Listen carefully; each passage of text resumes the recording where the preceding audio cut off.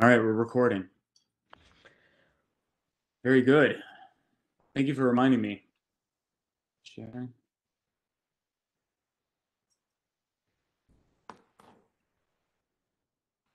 Review. Okay. Can you see this, John? Give me a thumbs up. Okay, cool. All right, and then I think I forgot to press the mute all button. So if you could just make sure that you're muted during the presentation, that would be great. So I think John and I wanted to go over nutrition for a lot of different reasons. I think it's probably one of the biggest questions that I get as a coach and as an athlete is what do I eat during the race? And then also from a lot of my athletes recently, question has been questions about weight loss, questions about eating leading up to a workout. So that's why I thought this would be an interesting topic to go over. So I tried to pull a lot of those aspects into this talk. So I'm going to go over a meal plan. So less race specific and more lifestyle specific. So I want to go over protein, carbohydrates, fats. I'll do a little bit on ergogenic aids because creatine is my thing. And then John's going to go a little over race day nutrition. We were going to have a fellow PhD student of mine, Gabby, go over sex-based differences. She got pulled into a meeting tonight, so she couldn't make it, but she did say that she was going to come at a later time and talk about sex-based differences in nutrition, which I think would actually be a great topic. And I just thought this was so appropriate to have a picture of Patrick Langa chugging the 2-liter bottle of Coke at Kona. So if we really want to talk about great race nutrition, let's just start chugging the Coke during our races, right, John? Wrong. Don't do that. So the optimal meal plan. So we're eating a really good meal plan or a lot of various nutrients for these reasons. We pretty much want to maintain our body tissues. So we're exercising, they're breaking down, we want them to rebuild. So eating proper nutrition is really important for tissue maintenance. It's important for repair, and it's important for the growth of these tissues. And without excess energy intake being the goal, because with excess energy intake, we would then have gains of excess body fat. So this proper nutrition helps with optimizing athletic performance, which we're all trying to do, optimize programs of physical conditioning, which we're doing for our races. It really helps us recover from our fatigue, and it helps us avoid injuries. So all different reasons why to have a really good scheduled nutrition plan. I went over this in my master's degree, and I just thought this was really interesting because I think a lot of people think that these large bodybuilders actually need more protein to sustain their lean body mass than aerobic athletes. And what researchers have actually found is that actually it's the opposite. So a lot of these bodybuilders need at least zero point 0.8 to 1.4 grams per kilogram of body weight per day in order to maintain this lean body mass.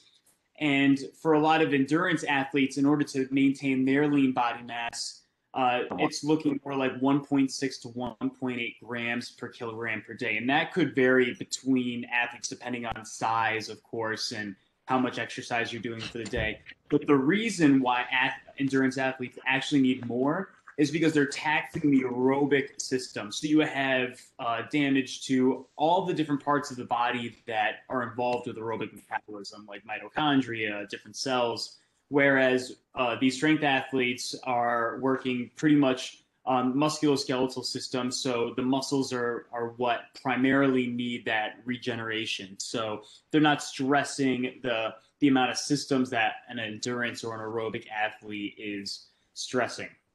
And you'll just see at the bottom of my slide, sometimes I have these citations, so you can always go back and take a look. So this is from my text as well, and this just goes over the protein turnover in the human body of endurance athletes versus strength athletes. So you always have a little bit of protein synthesis going on, and you always have protein breakdown going on. I thought one of the most interesting things I learned in school was that your small intestine sheds its protein and regenerates, I think, 4 to 5 times a day. It's the quickest regenerating organ in your body. I forget what some of this microbiome. Yeah. Yaski's here. He's agreeing with me while he makes pork fried rice. Um, so as those proteins are shed, obviously you need these new proteins to help regenerate these new tissues. And that's what this turnover rate is. So you're always going to have a net deficit at the end of the day. There's always more breakdown than there is synthesis.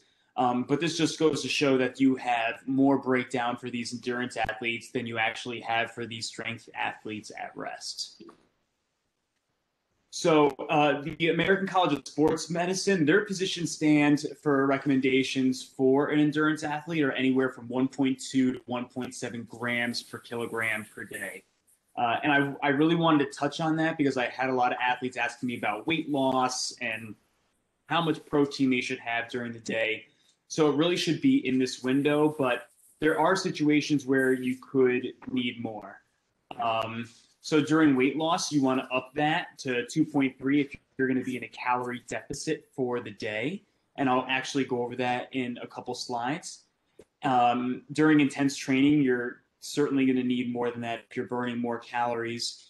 And then I thought this was actually really interesting is recovery. So immune function, you want 2.0 grams per kilogram per day.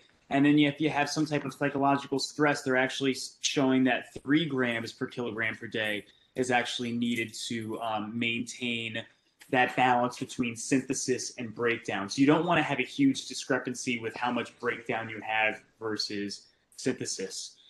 You actually can get this measured at Quest Diagnostics. It's a urine nitrogen test.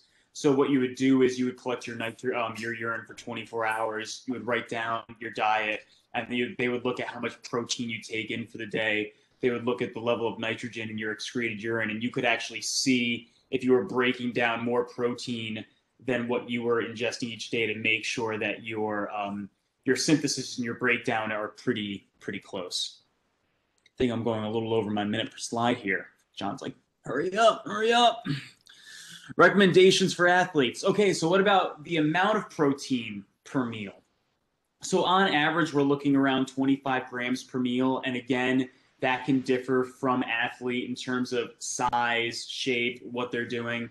But more specifically, I guess you could look at 0.24 to 0.40 grams per kilogram per meal. So again, you would change your weight from pounds to kilograms, and then you would go ahead and multiply that by either 0.24 or 0.40. 0.24 would be on the lesser end of intensity and exercise, and then as you increase intensity exercise, you would go towards that 0.40. And then what I'm teaching, these could be little questions to have people calculate, but we'll go ahead and switch over that so we can keep going. So I thought this was really cool, again, with weight loss and protein.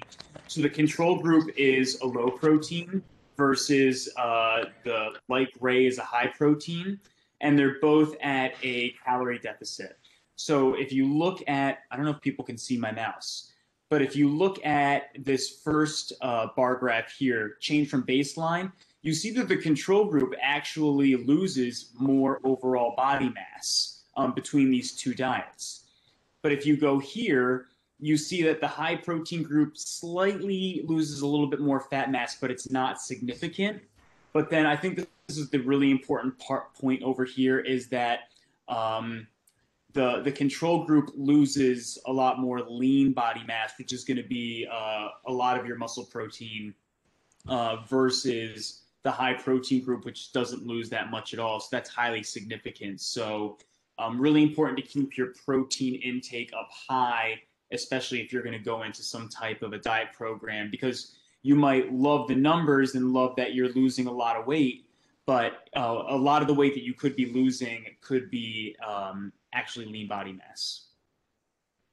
This is another really good one. So this study, there was a 40% calorie deficit between the groups. And there were two groups. There was a high protein group, which was 2.4 grams per kilogram per day, which is a little higher than the recommended daily allowance that I talked to you about before. And then there was the lower protein group, which is 1.2. And here were the results. So they both lost almost the same amount of body mass. And this was during, intense exercise. So there was also intense exercise going along with this caloric deficit. we actually see an increase, a significant increase. That's what these little asterisks mean on the chart here. We see a significant increase in lean body mass with the protein group versus the control. And then oops, back.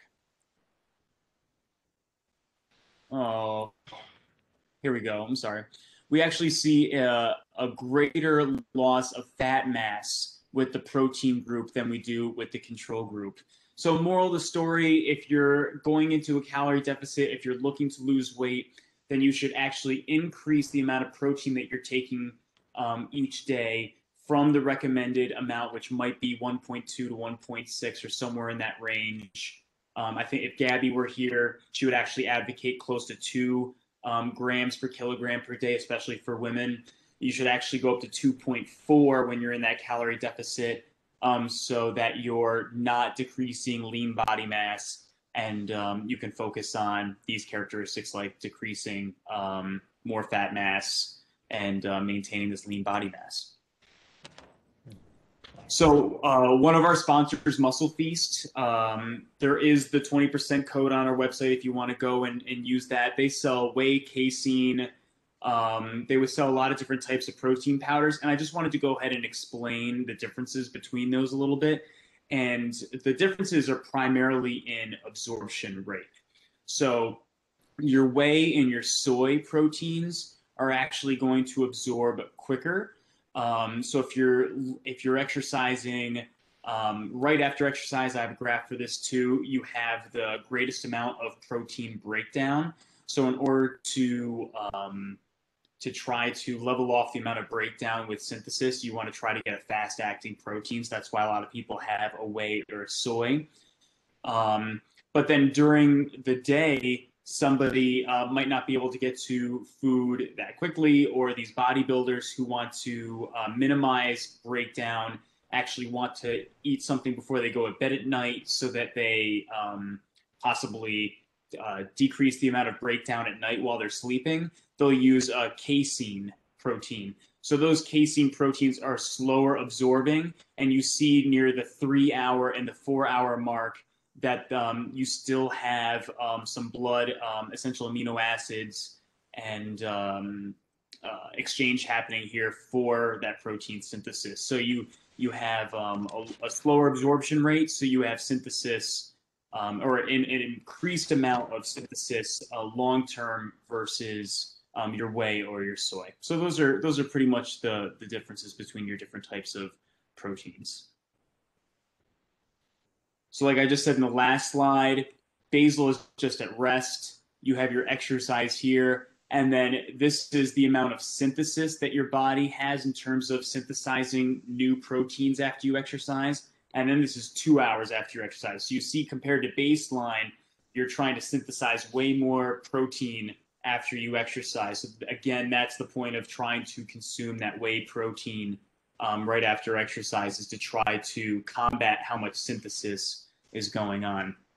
At the same time, your breakdown is going to increase after exercise. And this breakdown is even increased 48 hours after exercise. So it's at its maximum level 3 hours after exercise, and then it slowly decreases. But even after 48 hours, you still have more breakdown than you did at rest before the exercise. So there goes your point with having maybe a slower release protein.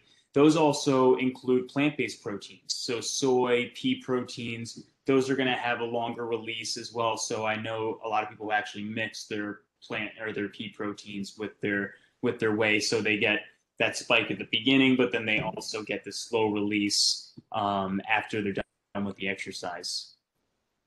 So carbohydrate intake, I got an email from someone who was in CrossFit, and they wanted to know about how much carbohydrate to have during the day. And I also got some questions about ketogenic diets. I think that's probably common. I'm sure John gets that a lot too. There's a lot of athletes who are interested in ketogenic diets.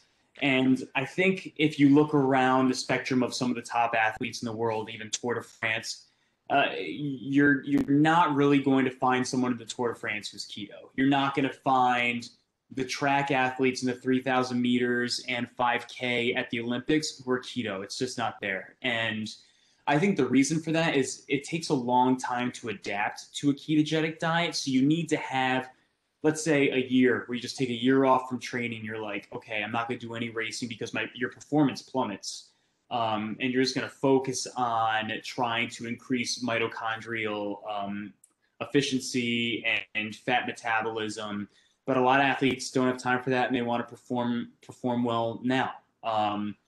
So your low carbohydrate diet is going to rapidly compromise these energy reserves for vigorous physical activity. We kind of talked about that in our first lecture with aerobic versus anaerobic performance. So how much carbohydrate should you have? Physically active individuals should consume at least 55 to 60% of your calories as carbohydrates. I'd make sure that these are complex carbohydrates. I really enjoy rice, sweet potatoes, vegetables. He's making carrots right now. We got some kimchi going. And then for endurance training, you're looking at 6 to 10 grams of carbohydrate per kilogram of body mass per day. But again, it differs from person to person. If you're doing 2 hours of exercise a day, or if you're doing 6 to 7 hours of exercise a day, like some of these pros. Someone had a really good question last week. It was Nathan about exercising, and he was feeling like he was bonking during his exercise. And I remember talking to my my professor during my master's degree about insulin and about timing of carbohydrates before working out and what could possibly be causing this bonk. And I'm sure John could maybe touch on this a little bit. I think the literature is kind of back and forth. So I see arguments for this, and I also see arguments against this where they see no change in performance, and then other people see changes in performance. But what I learned during my master's degree, that if you're going to consume these simple sugars, you should consume them at least 60 minutes before the exercise or within 5 minutes before exercising, because it allows this insulin response to rebalance. I just wanted to touch too that fructose absorbs more slowly compared to glucose or sucrose, since we're on the topic of carbohydrates. I tend to feel like my stomach gets a little bit more upset with fructose. So that's just something to think about. I struggled and still struggle with acid reflux and some upset stomach issues. And this is something that I've kind of looked at, and therefore I will use Muscle Feast's dextrose and maltodextrin formula, and then play with fructose to see kind of what that limit is for me, because there are studies that show that there is a benefit to having fructose and glucose because they use different transporters to allow carbohydrate into the bloodstream. But something to think about. And then this is just going on top of my point about carbohydrate ingestion and its timing of it around working out. I wanted to put up a study so that you could read for yourself and look at why this could be happening. But you go ahead and you ingest some type of carbohydrate, and you have this insulin response. There's a rise in circulating insulin because you've had this carbohydrate. And the issue is that it could lead to rebound hypoglycemia after 30 minutes, which could cause you to have that crashing feeling. It could decrease your glucose availability, as it found in this study. It will reduce lipolysis and fat availability concentration during exercise, and that's because the structures within the human body that work with insulin actually inhibit fat metabolism at the same time.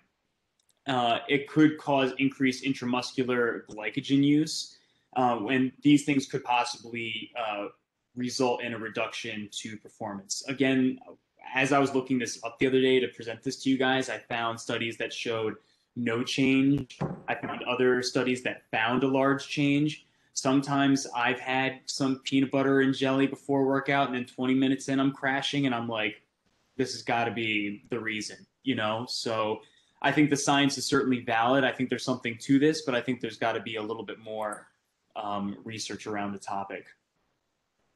So lipid intake. So again, during my master's degree with my professor, we went over lipid intake and promoting good health. With lipids, we learned that lipid intake should probably not exceed 30 to 40% of the diet's energy content. Obviously, some people go higher when they're on this ketogenic diet. So the conclusion was at least 70% of this should come from unsaturated fats instead of saturated fats, thinking about cholesterol. But I thought this was actually really interesting to learn is that we now know that high fat, low carbohydrate diets can actually improve blood lipids. And there actually have been a couple studies where they've looked at atherosclerosis and they've looked at blood lipids in the blood vessels and plaques. And I don't remember how they read this, but they were actually able to read that in a ketogenic state, that the person was able to use the plaques as an energy source during their diet. I would have to go back and look at where that study was from. I thought it was super interesting. Just another interesting thing when it comes to ketogenic diets. So we already talked about significant reductions in dietary lipids could compromise this exercise performance. But lipids are really a necessity because you obtain essential fatty acids and fat-soluble vitamins from lipids. So getting your sources of lipids from fish, healthy oils, avocados are really good for hormones and for obtaining these fat-soluble vitamins. I just thought I'd throw this on there. This was one of the studies on ketogenic diets that I came across during my master's degree. I got a shout out to Dr. Lund. He was my advisor during my master's degree, and he was the one behind chocolate milk and supplementing with chocolate milk after your workout. And he got his degree at UConn in exercise nutrition. So he presented this to us, and this was actually Olympic race walkers. And they had Olympic race walkers at a camp, I believe it was in New Zealand, and they put them on 3 different types of diet. So there was a high carbohydrate diet, there was a low carbohydrate diet, and then there was a periodized diet. So sometimes high carb, sometimes low carb. And they had them do time trial performances. I believe there were 3 or 4 weeks apart. But you see that the high carbohydrate group during their training for the Olympics improved on their time from a little around 46 minutes to a little more than 42. But the low carbohydrate, high fat, they actually decreased and got slower during their time trial. And we kind of discussed this article at length. We discussed that, they obviously didn't have enough time to adapt to this diet. And a lot of people have looked at ketogenic diets and that you need to have less than 20 grams of carbohydrate per day to actually be in ketosis. And in this study, it was actually below 50. So were they truly in ketosis? So that was another thing that we looked at. But I thought it was just another good point to demonstrate how valuable carbohydrates are to an endurance athlete. Not saying that ketogenic diet is a wrong answer, but just saying that carbohydrates are truly valuable to an endurance athlete. This is cool. So this is daily energy expenditure per day of the 21 days of the Tour de France. This is from 2009. So the yellow diamonds are the energy expenditure. So you see energy expenditure around 7,000 to 8,000, even up to 9,000 days, probably on some of the mountain stages. And then energy intake. So how these cyclists, in order to perform all 21 days of the Tour de France, are trying very hard to eat the amount of calories that they are burning per day. Obviously, it's very difficult to eat 8,000, 7,000 calories per day when you're exercising, but that's one way how they really maintain their performance throughout the tours, to really try to maintain eating these calories and not being in a calorie deficit. This is a really interesting story. So this guy, Giannis, he ran a 600-mile race in Australia, completed it in 5 days. Second place was 24 hours behind him, and in one day he covered 288 miles. And they actually looked at his intake for calories here. So I thought this was really interesting. So if you look at day 1, 270 kilometers, he burned estimated 15,000 calories, and he ate around 13,700 calories. And then this just goes into their percentage of carbs, their percentage of lipids, and their percentage of proteins. Proteins are hard to break down during endurance exercise, so that's probably his thought behind not having so much protein. Um, I probably would have suggested having a little bit more protein than that since it was just multiple days.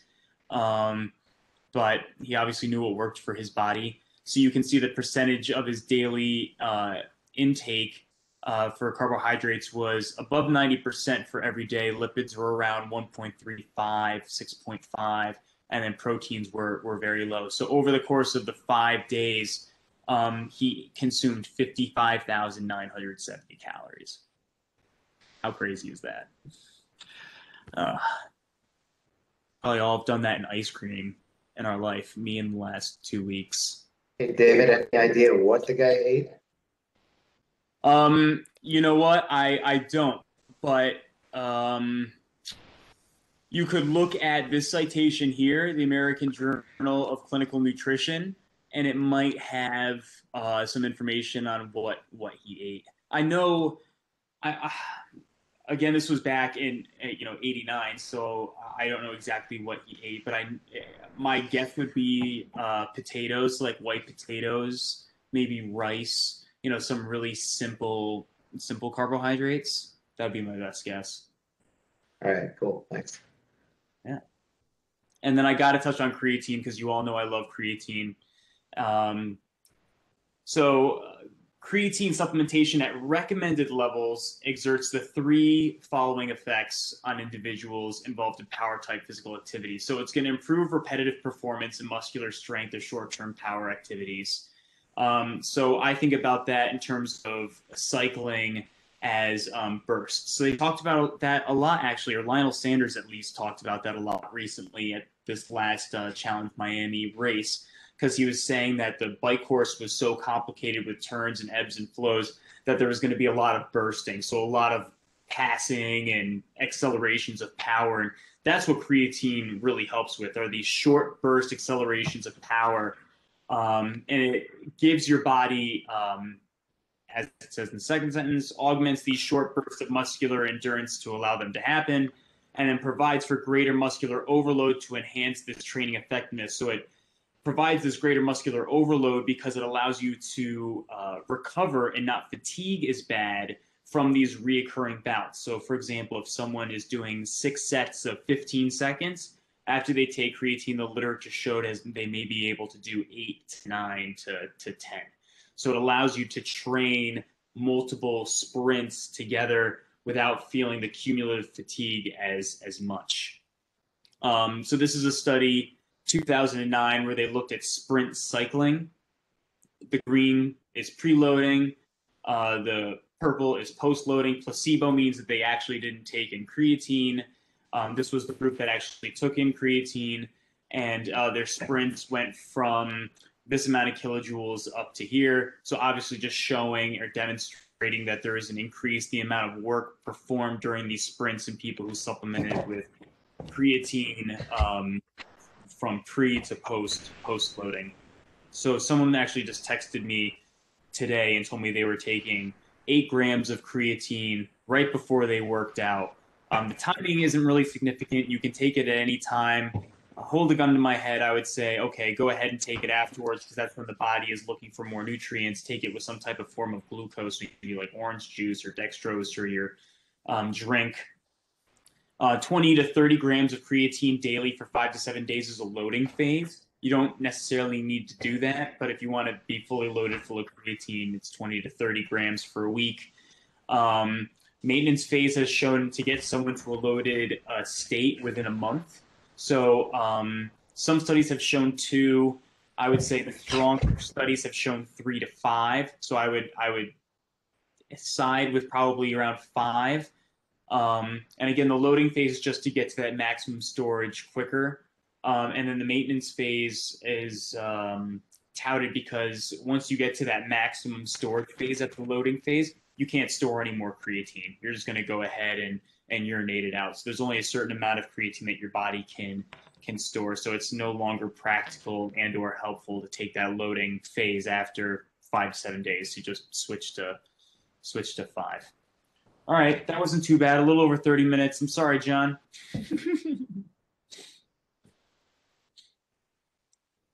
I forgot how to unmute. Thanks. I'll just ask you to switch slides, David, when I'm ready. Okay? Perfect. Okay. So I'm going to talk a little about in-race nutrition for basically anything beyond 90 minutes.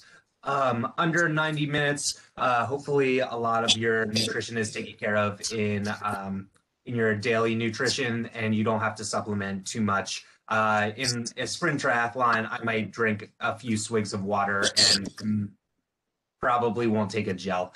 If anything, it maybe like 3 swigs of like Gatorade Endurance just to get that sugar in my mouth.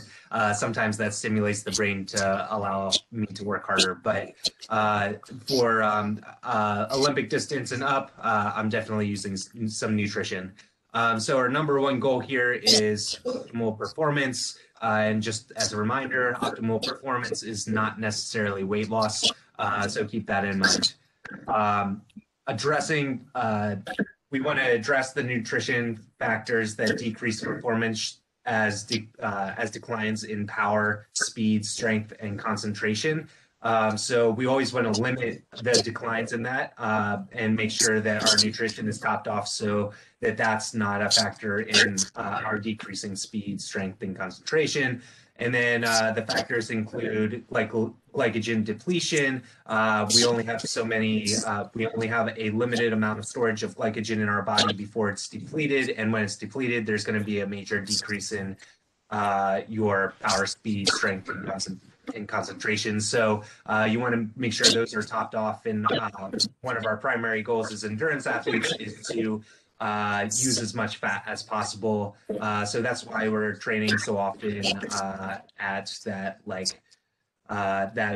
place where your heart rate might be around 120 to 130 for a lot of you, where that's kind of the place where you're starting to see a shift and an increase in glycogen depletion at a higher rate after that. And so we spend a lot of time right below that or right at that place to get more efficient there. And then we're trying to prevent hypoglycemia, which is basically feeling that like kind of bonky feeling that you may feel during workouts. We're trying to reduce the amount of dehydration. So anytime, the number is probably about 3% of decrease in body fluids, where we start to see a dramatic decrease in performance. So we want to keep that topped off with our nutrition. And then electrolyte imbalance, gastrointestinal discomfort, and acid and base disturbances. We want to limit all these things from preventing us from performing worse than our best. Okay, next slide. So race day nutrition, I kind of look at it in phases and think about it in the week before, the day before, race morning, the final 90-minute window, in race, and then post race. Next slide. So the week before, you're going to start reducing your training, and you may not need as many calories as you were in when you were in your biggest, heaviest load of training. But you should still eat, and if you're really hungry, then you should definitely continue to eat the week of the race. Even if your weight goes up a little bit, you're starting to take on those nutrients that are going to help propel you to your best performance on race day. So it's okay to gain a little bit of weight. I gain almost even 5 to 7 pounds of water weight sometimes for an Ironman, and that's okay because I know that all of that is just the carbs and water that I'm going to need to perform. If you carb load, there's going to be that weight gain, like I said, and that's expected. And then you need to, on race week, make sure you're eating familiar foods. Even if you go to a exotic place, be very careful. When I was racing in China a few years ago, I used my wife as kind of a tester to test all the foods. And if she didn't get sick, then that was great because I knew I could probably eat it too. When you're traveling, especially abroad, you need to be careful with taking in the general water and the plants with a lot of water.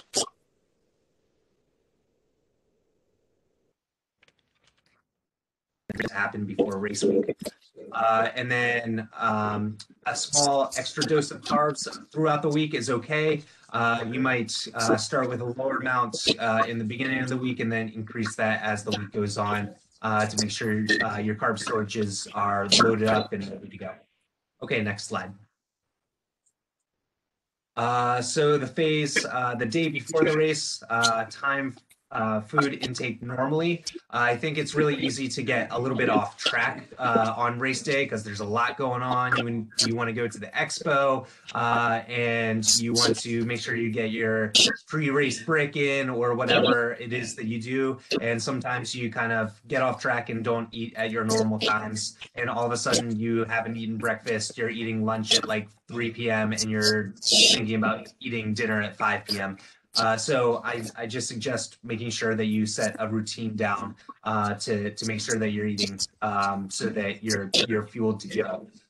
Eat familiar foods again. Extra carbs for breakfast is definitely a good thing to do on the day before the race. And then eat foods that don't disrupt your stomach as much. A lot of athletes kind of decrease the amount of leafy green intakes as they go on the day before and the days leading up into the race. And then some athletes will taper off their carbs towards dinner. I tried that once and it went horribly wrong for me. So I continue to eat a lot of carbs for dinner because that's what I do every single night. And then from an electrolyte standpoint, you might consider if you're somebody who cramps up a lot or the race is going to be extremely hot or extremely demanding, you might consider Osmo preload, which is basically it's a bolus, a huge bolus of salt that you would take maybe 12 hours, 14 hours before the race. That helps top you off for making sure you have enough salt prior to the race. Next slide, please.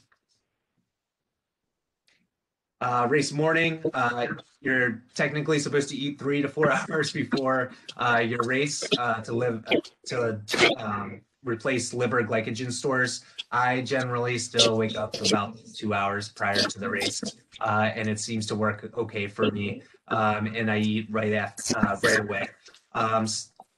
Do your normal workout, pre-workout, hard workout race. Sorry, eat your normal hard workout pre-breakfast, and then so that you know that you've already had a plan or you've already eaten this, and make sure that you know that it works well and isn't going to mess up your race. And then I take in some coffee during that time. Carb intake for that breakfast can be 100 grams to 150 grams of carbohydrates, especially if it's like 3 hours prior to the race. You might have to taper that off and go a little bit lighter if that's going to be too much for your stomach, but it's definitely not too much for mine, and that's kind of where I'm at for 2 hours prior to my race. And you can take in easily digestible foods. David, can you go? Thanks. Sorry about that. That's all right. Take in easily digestible foods. Oatmeal, baked oatmeal, cereal, bagels, bananas, eggs, and then some people use bars if they're not very hungry, or some people go straight up liquid because their stomachs are really upset right prior to the race. So a lot of my pro friends will just do like 3 Ensures or something like that. So, if you have set yourself up well in the days before, you don't need too much on race morning, but it's a good idea to get in something. Okay, next slide. So the next phase is the final 90-minute window. So consider taking in one more gel or sports drink, 30 to 60 grams of carbs, especially if you're 90 minutes out. 30 minutes out, you might only want 20 grams of carbs. Simple sugars are best because we want this hitting the bloodstream right away. You've been walking around in transition and getting your stuff set up, and you want to replace any extra carbs that you lost there. And then another key point is to bring extra food to the race start in case of a delay. This is a big issue, especially for the athletes that I have that are diabetic, because they have to time everything out perfectly to set themselves up for a great day. And you want to, oftentimes, if there's fog or there's some sort of it's really dark for whatever reason, they might delay the race 30 minutes, 90 minutes. And so you want to make sure that you have access to food to eat during that time so that you're topped off and ready to go. David, next slide. And then in-race, the in-race phase. So this is the important phase, and it's the one that you should think about quite a bit, and you should practice it in training all the time if you ask me about it. You just want to make sure that in every situation that you've ever been in, you know what to do with your nutrition. So in race nutrition would be 60 to 90 grams of carbs per hour, especially for the half Ironman and Ironman distances. You can get away with less in a Olympic distance race where you're going to race like 2.5 hours. If that's going to be 3 hours, then you probably should be closer to 60 to 90 grams of carbs. Like David was saying, you probably want those carbs to be in 2 forms of sugar, not just one, which helps you ingest them because they're using different pathways in the body. For fluid intake, you want at least 24 ounces of fluid per hour, but you'll have to do a sweat test, and we can set that up for you. This is we definitely want you guys to take advantage of the sweat tests to support your needs there, and so you can find out in a different condition or in one specific condition how much sweat loss that you're having. And finding that out is going to tell you how much you need to replace while you're actually working out in the actual race. So make sure that you find your needs there so you can know, okay, is it 24 ounces? Is it 48 ounces that I need to take per hour? It just depends on your particular body. Salt intake ranges from 300 to 700 milligrams per hour. I actually take in about 500 to 600 milligrams per hour of salt, sodium actually, and then I believe I have magnesium and something else in my potassium in my Infinite that I'll show you in a second. And then protein intake. For the bike, anything that's not going to be where you're going to have a little bit lower heart rate, it's probably good to take in a little bit of protein, 2 to 5 grams per hour. I have 2 in my bottle, but as the intensity ratchets up, I'd like to see a decrease in that protein intake, and I don't take any protein on the run myself because I'm running at a high enough intensity where it would bother my stomach. Fueling well on the bike to set you up for the run. So for those of you who are triathletes, it's really important to start the intake of your fueling right when you get on the bike. Some people take it in transition. I like to make sure that I get out of transition as fast as possible so that I'm taking my gel or my Infinite, when I'm going 25 miles an hour instead of going 0 miles an hour in transition. So that's something to keep in mind. So you'll want to fuel well on the bike. You'll want to time it out so that it's kind of like a constant intake of your nutrition rather than a huge bolus. One thing I used to do was I would eat 2 power bars at once. at one time to get in my nutrition for the Ironman when I was doing my first Ironman in 2007. And that was brutal. I don't know how I did that. It set me up well because I went to better systems where I just use nutrition fluid-based systems now. And now my stomach can seem to take anything, but I would literally for basically 8 hours straight, I took in 2 power bars per hour, and I did it on every hour. So basically, like 2 power bars on the top of the hour every hour. It was awful. It didn't work. So learn from me and don't do that. And keep microdosing over a long period of time. And I suggest sipping on nutrition basically every 3 to 5 minutes. And I just do this every time I ride, and it's very routine now. Don't stop on the bike, fuel your run. So a lot of athletes are like, oh, I'm gonna stop on, I'm gonna fuel really well on the bike, and then I won't need it on the run. You still need to take in some fuel on the run. I know you're running hard. I know it's hot out there, but you do need to take in fuel to get to the end. And from a psychological standpoint, that sugar and caffeine just keeps you going and reduces the mental stress as well. So keep taking in your nutrition on the run. Next slide, please. So there's a variety of ways that you can deliver your nutrition into the system. I always like to use Infinite. That's been my go-to for probably a year and a half now. And so you can see this is my bike blend, and it has 334 calories. And then it has 16 or 81 grams of carbohydrates. And then sodium, I have 549 milligrams, and then potassium, 162 milligrams. You can do solids. People do those peanut butter and jelly sandwiches out there on the courses. But for me, I think that the compactness and the easiness of the sports nutrition out there is just better. If one sports nutrition, so you can use fluid-based, you can use gels, which would be like a goo gel, or a SIS gel is good because they have a little bit more fluid in there, so the osmolality is a little bit better and doesn't hurt your stomach as much, especially if you're not taking in as much fluid as you can.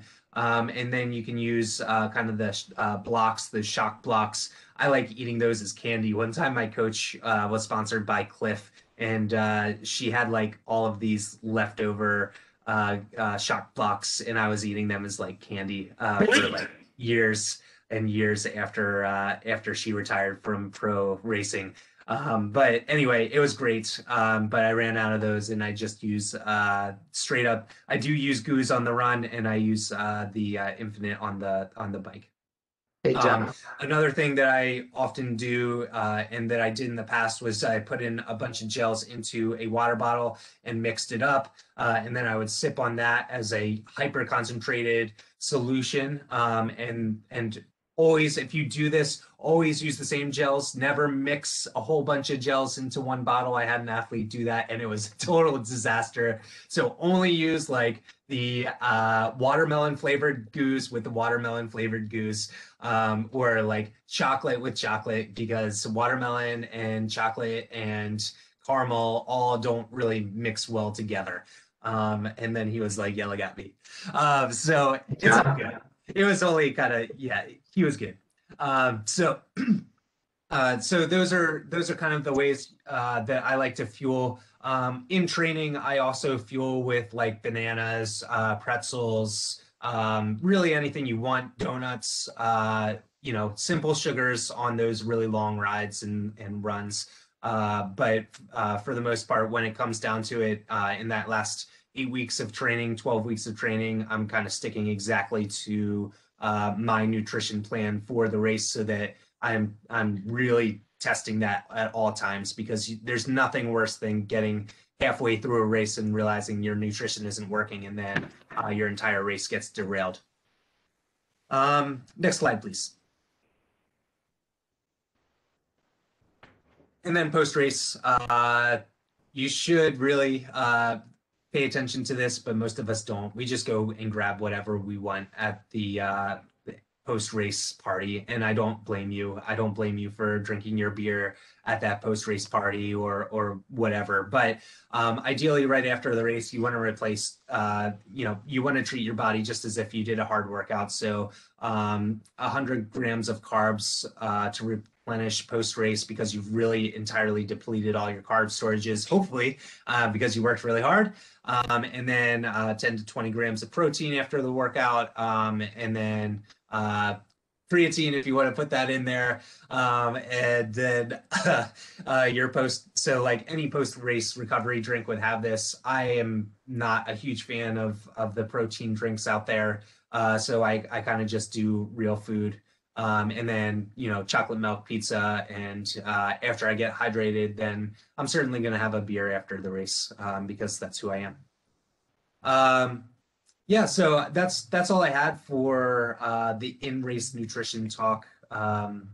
So let's open it up for a few questions,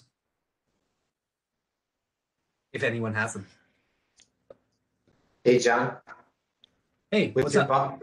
with your bottle of Infinite on the bike, do you also drink water, or are you drinking straight that bottle of Infinite and that's it for the whole bike?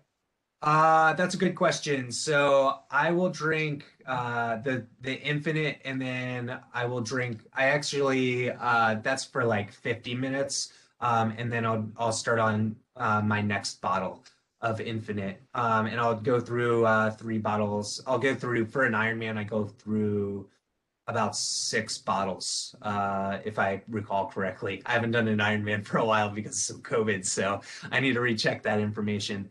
But a little bit, for me, it's a little bit more than 1 per hour. But when it's really hot, I will definitely have to supplement with some extra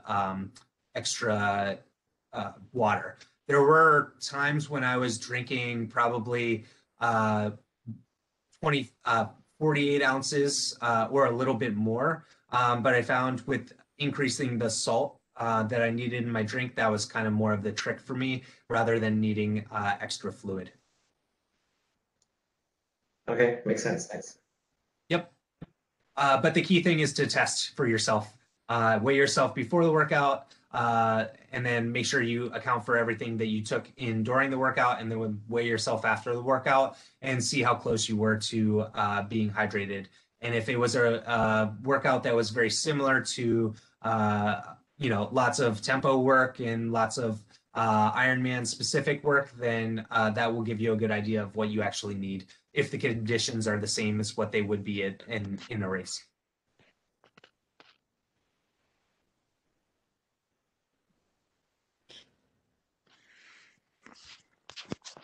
Do you guys have any indicators for if you're not having enough protein in your diet or if you're not having enough carbs before a workout, things to look out for in terms of, is it just performance loss or is it other indicators we can look out for? I'll talk from a carbohydrate standpoint. If you're feeling like you feel a dip in energy in multiple rides around that 2 hour to 2 hours and 30-minute mark, or before that, where it's nice and consistent, then I think that that's a good sign that your carbohydrate stores are probably a bit low. And that you might want to increase either your daily nutrition of carbohydrates or your carbohydrates in your actual race nutrition. So look for decrease in energy at a certain point and look for the trends in your training and make note of that, and then note it on the next ride that you feel that and the next ride that you feel that. And that will give you a sense of that you might need some more. Yeah, and in terms of protein, I don't know that this is 100% true. I would assume that you could look at yourself somewhat structure. So like nail beds, looking at your skin. Like if you feel like your body is not recovering the way that it should be, and that things in your body are looking slightly strange, like your nail beds or your skin or whatnot, then I would say that maybe that could be a precursor, but I'm not 100% sure on that. But I would also say that recovery from a standpoint, an energy level would possibly be on the protein side as well. And if you saw weight loss, those could be another thing. But the surefire way is to actually just do that nitrogen balance test, which is not that expensive or hard to do at Quest.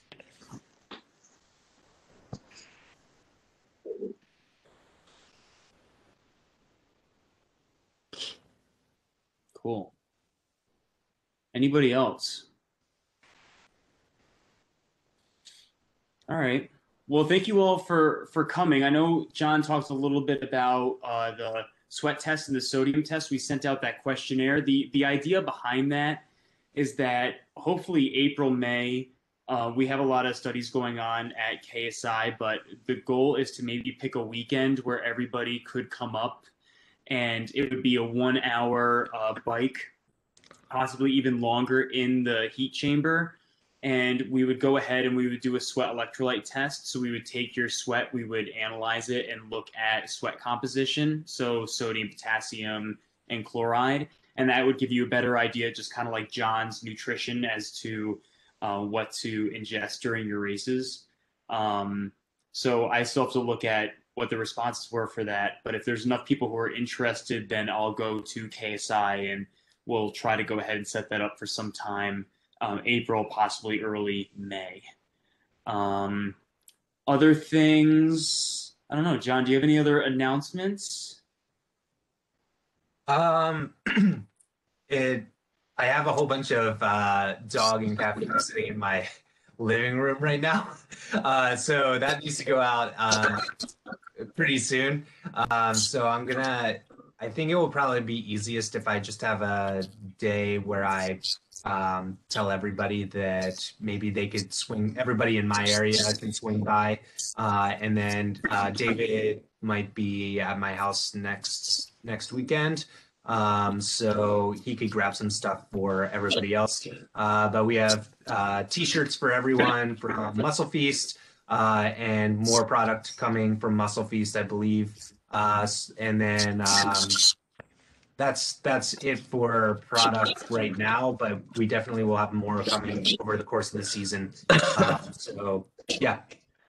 If anyone has any ideas for Camelback, John and I are going to talk to Camelback in the next week or two. They went through a change with their employees and leadership, and that's why that's been running a little late. But I talked to head of engineering last week, and he's going to put us in touch with marketing, and he told us to kind of make a wish list. So if there's anything that people think would be completely useful to have from Camelback, or things that you would like to have in particular, let me know, and I'll make a wish list that we're going to send to Camelback. Okay? Any idea when the race kits are coming?